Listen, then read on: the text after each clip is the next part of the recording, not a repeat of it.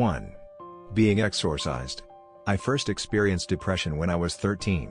It tore me to pieces, my grades were shit and I became a recluse. My family thought I was possessed by demons, so they called a priest over to exorcise me, and that was the last day I believed in a God. No true God would make me suffer through that in deepest of despairs. 2. Having unanswered prayers. After graduating from junior college, I fell into a huge state of depression. I prayed a ton for a sign or something to let me know I wasn't alone, but it fell on deaf ears. I managed to eventually crawl out of the pit of despair and start to feel more like me. The silence from a supposed merciful and loving God just made me lose my faith. 3. Knowing believers who weren't compassionate. While at the funeral for a friend who had died from suicide, my mother held my hand and said, "He's going to burn in hell for this." That was the day I decided I couldn't believe in a religion that produces such hateful people. 4. Not having any evidence. I was raised in a strict Catholic family. When I was 18, I came to reject religion. I needed empirical evidence, and there simply was none. 5. Being forced into having faith. When I was younger, my dad told me all about Islam, but when I turned 14, I realized I was being forced into the religion.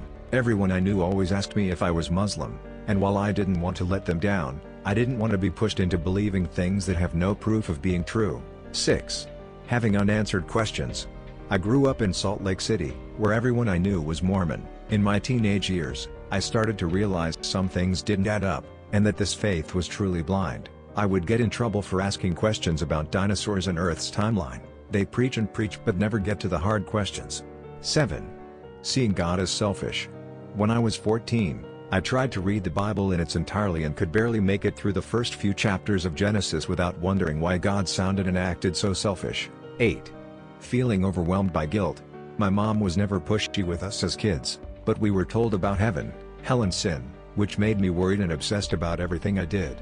Guilt is not what religion is supposed to be about, so I decided to have faith in myself. 9.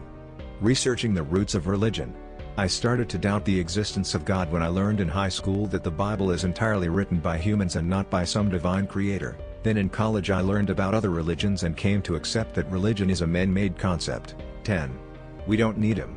This isn't exactly an argument against the truth of God, but it is a reason to stop worrying about him. We don't require God, he is an unnecessary addition to the universe, and it can get along perfectly well without him.